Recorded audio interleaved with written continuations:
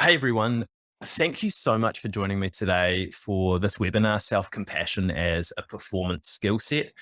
Basically, what I'd like to do today is just try and see if we can get a little bit better at navigating the discomfort that is associated with being human and living life. Because I really think if we can get better at navigating that discomfort, if we can be kind to ourselves through that period, then it allows us to live a more meaningful life. So what we're going to talk about today, we're going to talk about why we need self-compassion. We're going to talk about how self-compassion relates to performance. And we're going to talk about a framework for deploying self-compassion that hopefully makes you a more effective person, makes you a person who is more effective at life.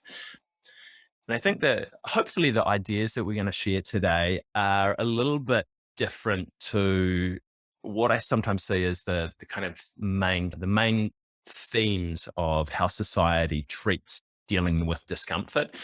It's either the kind of keep your chin up, think positive, let's just push on. Sometimes it is toughen up, let's get through this, go as hard as you can. Or sometimes it's, oh no, you're feeling uncomfortable, something must be terribly wrong. You better stop everything that you're doing until that feeling goes away. So hopefully this creates a different pathway for us for dealing with discomfort, for navigating challenge and being kind to ourselves through that. Some of you guys on the call know me, which is fantastic. Others, I haven't had the pleasure of meeting in person yet or meeting virtually yet. So who am I? My background clinically is as a physiotherapist. I've worked in the healthcare sector of New Zealand for about 15 years, both in the public healthcare system and the private healthcare system. And I've spent some time running healthcare teams as well. Earlier this year, I got a bit fed up with being the ambulance at the bottom of the cliff. So I've stepped out on my own into my own business called Health Mentors, which is really all about trying to help improve performance through health and well-being for teams and for individuals. I'm the host of the Uncomfortable is Okay podcast, which is a mental well-being / mental performance podcast where I get to talk with awesome people about how they've gone about navigating challenges. And we've just racked up over 300 published episodes, which is super exciting for me. And self-compassion and dealing with discomfort it's a topic that is reasonably close to my heart. It's something that I guess through my 20s, I wasn't particularly good at. To give you a bit of context, I was born in New Zealand in 1983. And like many Kiwi males born around that time and earlier, I had a relatively narrow emotional range, I guess you could say, that I wasn't very good at understanding my emotions. I wasn't very good at identifying my emotions, which was problematic in some ways, in that it created a lot of inner turmoil within me. And I guess things came to a head probably about 8 years ago or so. When I was just walking through our house, walking into the hallway, and all of a sudden I felt this tightness in my chest. And I was like, what is going on here? And then my heart rate started to elevate and I started to get these tingles down my arm. And I thought to myself, I was like, thankfully I was reasonably health literate. I was like, holy shit, I'm having a panic attack here. And I was home by myself. And I just kind of backed up against the wall and slid down the wall and curled up into a little bit of a ball and was able to breathe through it. And thankfully it passed in a couple of minutes, but it left me feeling reasonably shaken and reasonably overwhelmed. And I was having a conversation with a friend who was a counselor actually a couple of days later. And we were talking about it and I said, oh, this was kind of weird. And he pointed out all of the things that had led up to that point, including running away from a lot of emotions that I was feeling at that time. This was just a casual chat. This wasn't a therapy session in any way, but all of a sudden it kind of opened my eyes up to seeing, hey, I need to start working on myself and I need to start developing the skill set a little bit more effectively so that this doesn't happen to me again. What I want to talk about what I want to start talking about today is just to I share an old Buddhist parable with you, and don't worry, this isn't going to get too spiritual, but it's the parable of the second arrow. So the Buddhists say that anytime we suffer a misfortune, two arrows fly our way. So the first arrow is the unfortunate event that happens. And this unfortunate event, this arrow flies at us, it hits us. Often that hurts, it causes some pain. And as well as that first arrow coming at us, we have a second arrow that hits us as well. And that's our emotional response to that event. And depending on our reaction to that second arrow can create a lot more pain on top of what the first arrow's already caused us. And life's really interesting. I mean, it's really hard to avoid unfortunate events, no matter how hard you try. So that first arrow is going to hit us on a relatively frequent basis. I know that from my experience that unfortunate things are happening all the time to me. Some of them are big, some of them are small. That's just kind of the way that life is. It's a contact sport, so things happen to us.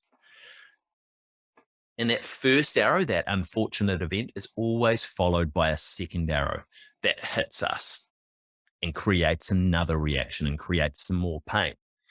So self-compassion that we're going to talk about today, it's not about avoiding that second arrow. So it's not about the kind of, to use another Buddhist phrase, pain is inevitable, suffering is optional. We're always going to get hit by that second arrow. We're not going to be able to avoid it. We're always going to have a reaction to an event. But it's about getting better at dealing with our reaction to that second arrow that self-compassion is really, really helpful with.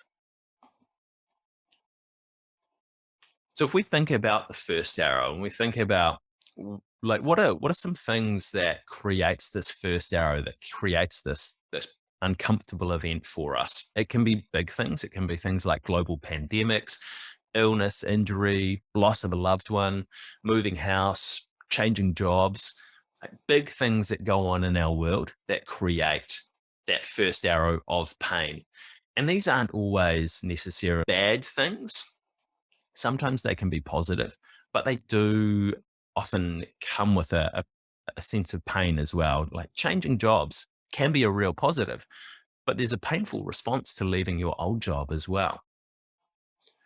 And so these big things happen, but sometimes this event that triggers the first arrow and then the second arrow can be a little bit smaller as well. So it could be just a passing comment by someone. Hopefully I don't offend anyone talking today. Hopefully I don't create any first arrows for you guys. It could be when you get cut off in traffic. It could be when your coffee order is wrong. And I think there's probably a lot of people here on this webinar are high performers. And so we set reasonably high expectations for ourselves. And so when we don't live up to our own expectations, often that creates that first arrow. It creates that pain associated with not living up to our expectations. So that first arrow hits us and it creates an emotional response in us. And typically, this emotional response is uncomfortable for us. And as I mentioned before, I was running a webinar a couple of days ago about creating an individualized health plan. And I did it and it went okay. And I was like, okay, that was all right. And then I finished it up.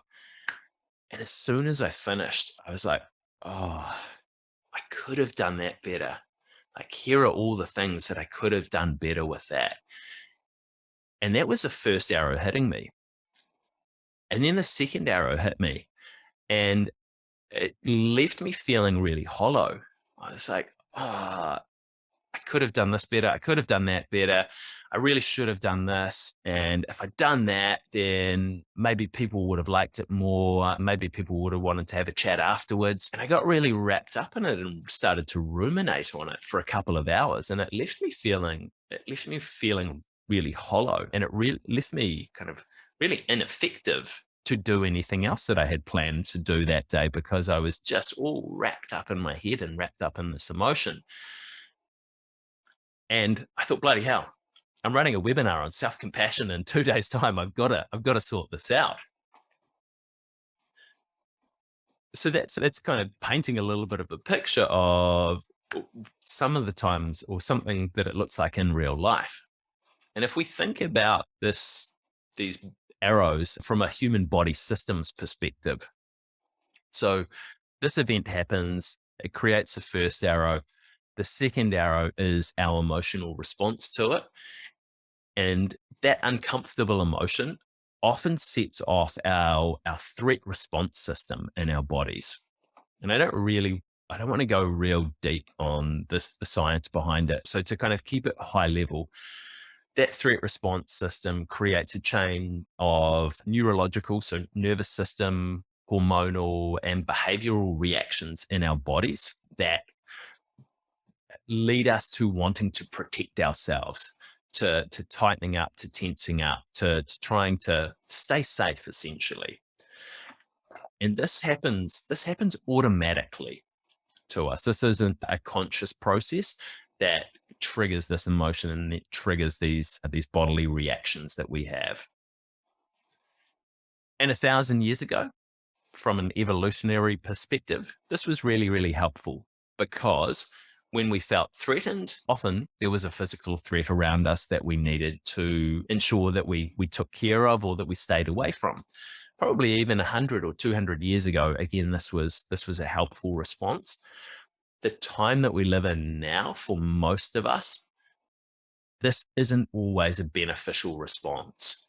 It's still helpful if we're walking down a dark alley and we feel really dodgy. But if someone says a comment in passing and it creates this reaction in us, it isn't the most effective way for our bodies to respond to this.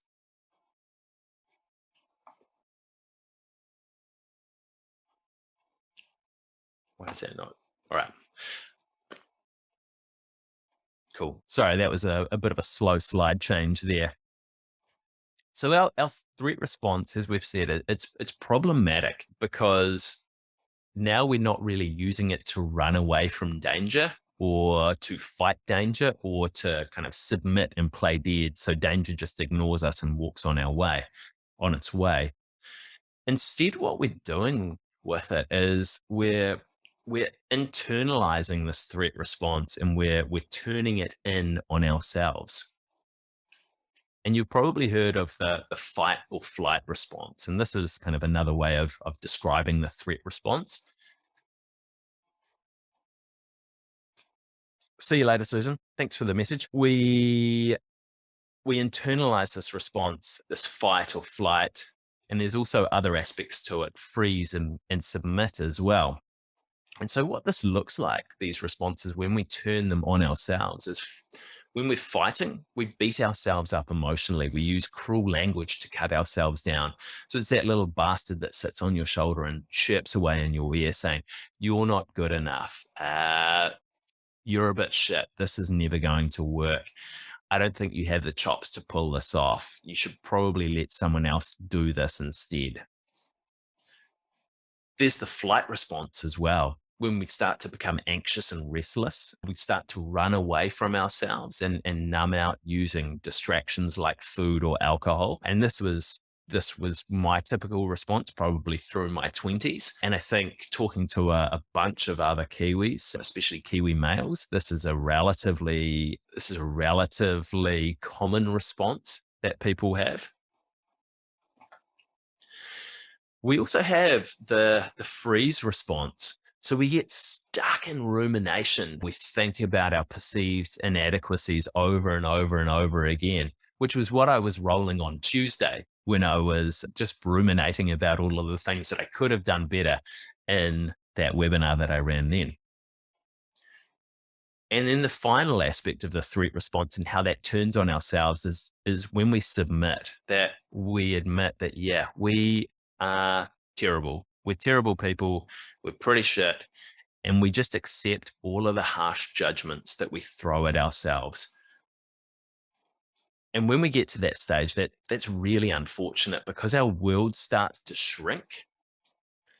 And when we accept that we're terrible, we start to get scared of trying. We start to get scared of kind of stepping out of our comfort zone and having a go at something, or having a go at an opportunity that we believe may just reinforce all of this negative self-talk about ourselves.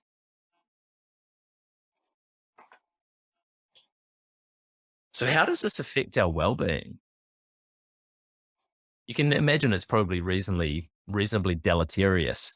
We've got all this inner turmoil that's going on for us, which is really draining of our energy.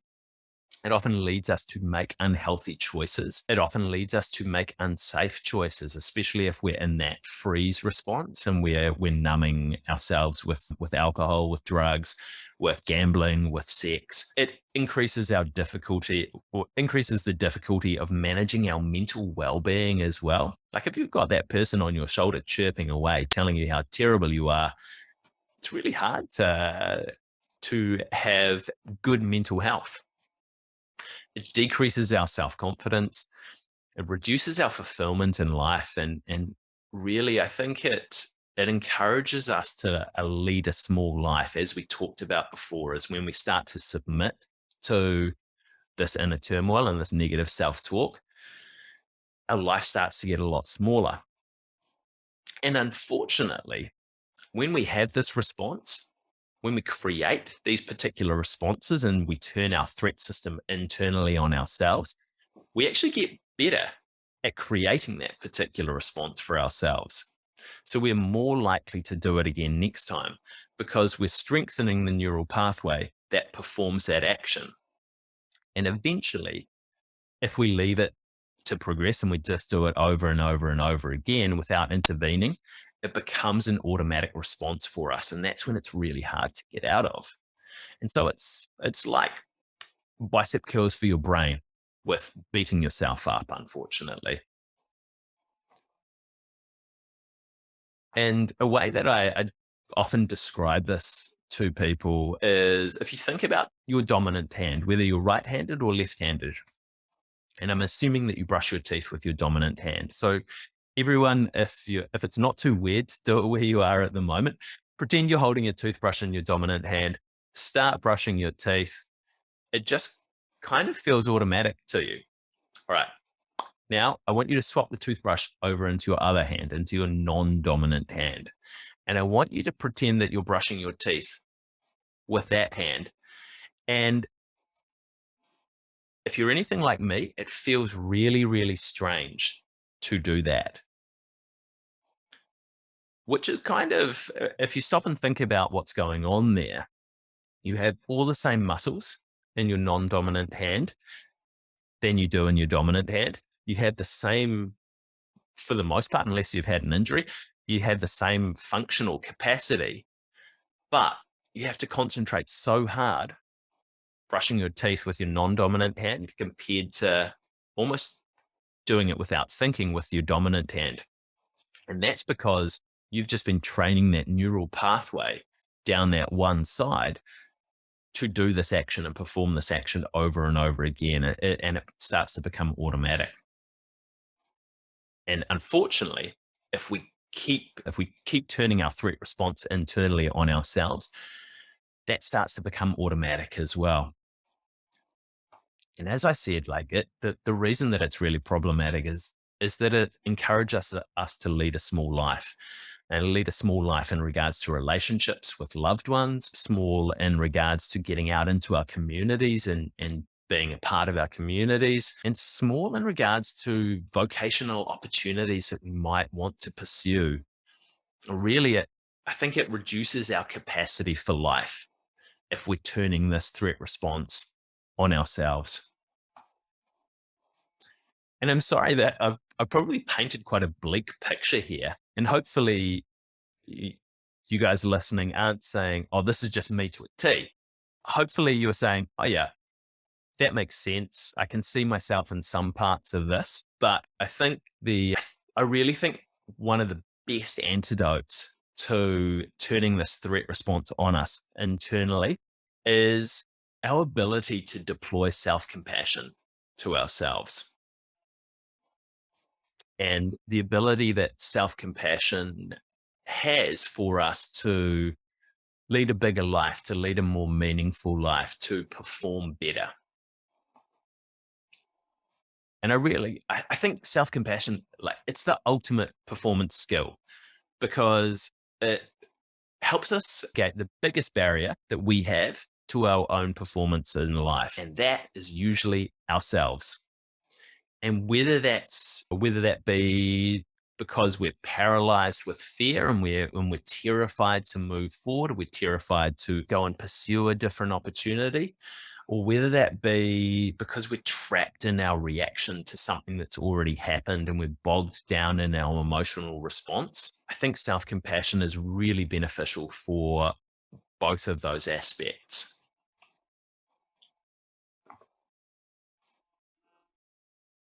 So we're going to talk now about self-compassion as an antidote. So I want you to just be aware of when you're noticing that second arrow hitting you, when you're noticing, hey, I'm having that emotional reaction to an event. I want you to give yourself some self-compassion. And this give framework is a framework that I've actually borrowed from Dr. Laura Rock, who's a critical care physician at Beth Israel Deaconess Medical Center in Boston and an assistant professor at Harvard Medical School. And I first came across it in a BMJ blog, so the British Medical Journal blog, and it was on empathy in healthcare practice and how, as healthcare providers, we can get better at interacting with people empathically. And the title of the blog is "Don't Answer Feelings with Facts."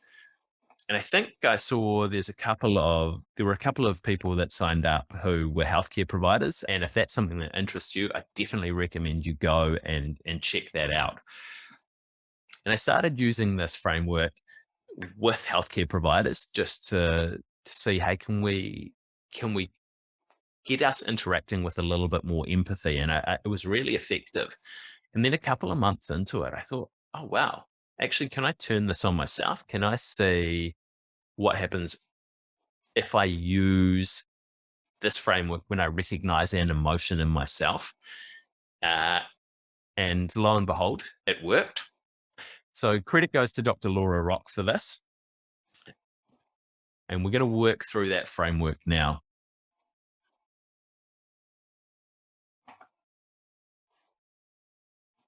So the G in the give framework stands for get that you're having an emotional reaction. You are a human being.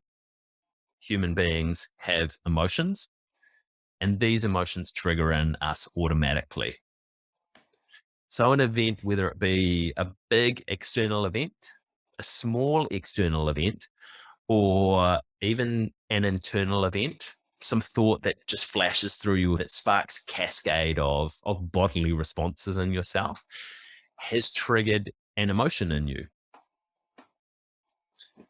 And so to go back to the webinar that I ran a couple of days ago, not hitting that webinar and not presenting it the way that I would have liked to created that emotional reaction in myself. It created that hollow feeling that I sat and ruminated with for a couple of hours and was really ineffective as a person. And so I'm going to stop for a second. I'm going to have a mouthful of water, and I want you just to have a ponder for 30 seconds. Think about the last time you felt uncomfortable. And once you've started to kind of bring that memory back, I want you to look at it a little bit more closely and just ask yourself, was that the result of an emotional reaction to an event?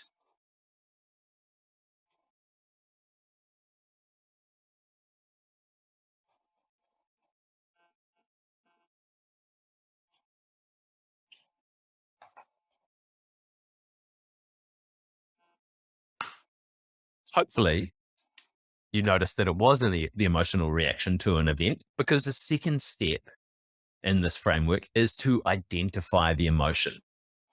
And Dan Siegel has a great quote that says, if you can name it, you can tame it. So research shows us that when people are able to label the uncomfortable emotion that they're experiencing, it actually dampens down our body's threat response system. So they've done fMRI studies, so functional magnetic resonance imaging studies of the brain when they create an emotional response in someone and then that person identifies it. And they've seen that it actually reduces amygdala activation, which is part of the body's threat response system. And other research actually suggests that having greater emotional clarity about one's uncomfortable feelings can help reduce the physiological manifestations of this emotion in them. So gaining clarity, what that really means, it's about increasing our emotional range. And as I mentioned, as a male child of the 1980s in New Zealand, growing up, my emotional range was relatively narrow. It was relatively poor. I wasn't particularly emotionally literate. And then I think as you grow up and as you are a kid in high school, I think the acceptable emotions for a high school kid to high school male to feel in the 1990s was happy, angry, hungry, tired, and horny. And those were the five that you could have, which is really unfortunate because I look at my 4-year-old now, I look at my son Connor, who has great emotional range and has great emotional understanding. And he'll come up and tell me and say, Dad, I feel a little bit frustrated. And I'm always doing things to frustrate Connor. So I hear that one relatively frequently. But it's really cool to see his emotional understanding and his emotional range as a 4-year-old. It was better than my emotional range as a 14-year-old. It was definitely better than my emotional range as a 24-year-old, probably on par with my emotional range as a 34-year-old. So I'm working reasonably hard at the moment to try and stay one step ahead of him. So when we can identify the emotional response, it helps us to process it. And this is a fantastic tool that I use for expanding our emotional understanding. So expanding our emotional range and just kind of sitting here and looking at all of the different emotions and putting labels on them. So when I'm working with healthcare providers, actually, I suggest that they take this one, they blow it up to poster size, and they put it on the wall of their room so that they can talk with their patients about the emotions that come up for them while they're in the middle of a huge health challenge. And I ran through a little bit of an exercise, finding my own emotions post the webinar on Tuesday in preparation for this one, actually, but also in aid of expanding my emotional range. So I had this hollow feeling, and I was like, "Oh, what is that?" And as I looked closely, I noticed it wasn't just one emotion that I was experiencing with it. Firstly, I felt insecure about whether I'd done a good job or not, whether I'd provided value to these people that were shared their time with me. I also felt a little bit rejected because nowhere near as many people showed up to it as said they would. I felt a little bit frustrated at myself as well because I definitely, looking back on it, I definitely could have done better in my preparation for it so that I would have performed better on the day. And I also felt worried. I felt worried that I wasn't good enough to pull off working for myself if I delivered a performance like this in in what I perceived as a reasonably important presentation that I was giving. So all of those emotions rolled in together to give me this hollow feeling. It was only when I stopped to look and stopped to identify it that I started to know or started to understand what was going on. So again, we're going to pause for 30 seconds. And I want you to think back to that emotional experience that was triggered by an event that we were talking about before.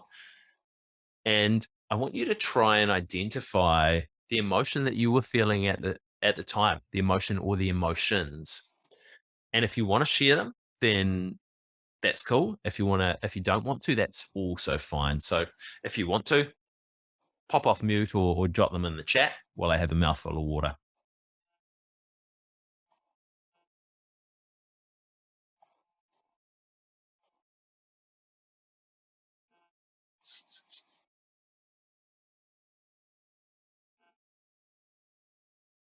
Right.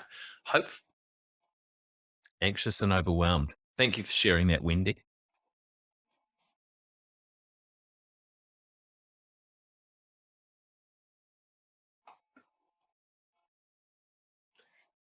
So we've got that we're having an emotional reaction to an event. We've identified what that emotional reaction is. The third step of the give process is to validate your response. Because, as we said before, you are human, you have emotions. Experiencing an emotion is normal. Disillusioned. Oh, that's a great emotion, James. That's a great emotion, mate. Experiencing an emotion is normal, and experiencing an emotion is automatic. So you can't avoid that second arrow hitting you. And the emotion that you have is formed as a result of your unique past experiences, your values, your beliefs, your life situation, your motivations, and a whole other contextual factors that are unique to you. And as such, the emotion that you experience is unique to you. No one else is going to experience this emotion the same way that you do. No one else is going to emotionally respond to an event exactly the same way that you do. And because of that, there are no right or wrong emotions that you should or should not be experiencing. So it runs like, I'm having an emotional response. It is this. That's normal. And I get that this step seems maybe a little bit basic, but just understanding that your emotional response to an event automatically happens and it's normal and it's not wrong can be really, really powerful. So the other first three steps: get that you are having an emotional response, identify the emotion, validate that it's normal. And if these three steps are all that you do, then you're already going to start to be performing better at life, because you've hopefully been a little bit more effective at processing the emotional response that you're having. Instead of getting wrapped up in it, you've said, I'm having an emotional response. Well, this is what it is. Well, that's a normal reaction for me to be having to this event. And you start to process that emotion. So you start to deal with that second arrow a little bit more quickly than you would have otherwise. And hopefully you can get back to the important business of living your life in the here and now a little bit faster than staying stuck in that reaction to the second arrow. And so you can stop after those first three steps. But I think the real growth in your performance and the real impact on your life is when you take this final step, when you use the E in the framework. So exploring your response. Because I think to be better as a person and to live a more fulfilling and meaningful life, one of the key things for that is knowing yourself better. Because people who understand who they are and where they've come from, where they're going, and how they work have a huge advantage when it comes to well-being and performance.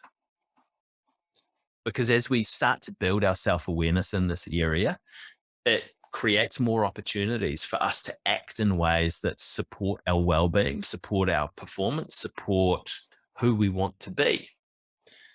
And we become more aware of the influences on our internal state, and we start to develop the skills to regulate, to mitigate, to manage those influences more effectively. And we can't always explore our emotional reaction in the moment. Sometimes it happens and we've still got to make the kids breakfast. So we can't sit and get too deep into the exploratory phase right at that moment. but often putting a pin in it and coming back to explore it a little bit later is really valuable. And there's lots of ways that you can explore your emotional reaction.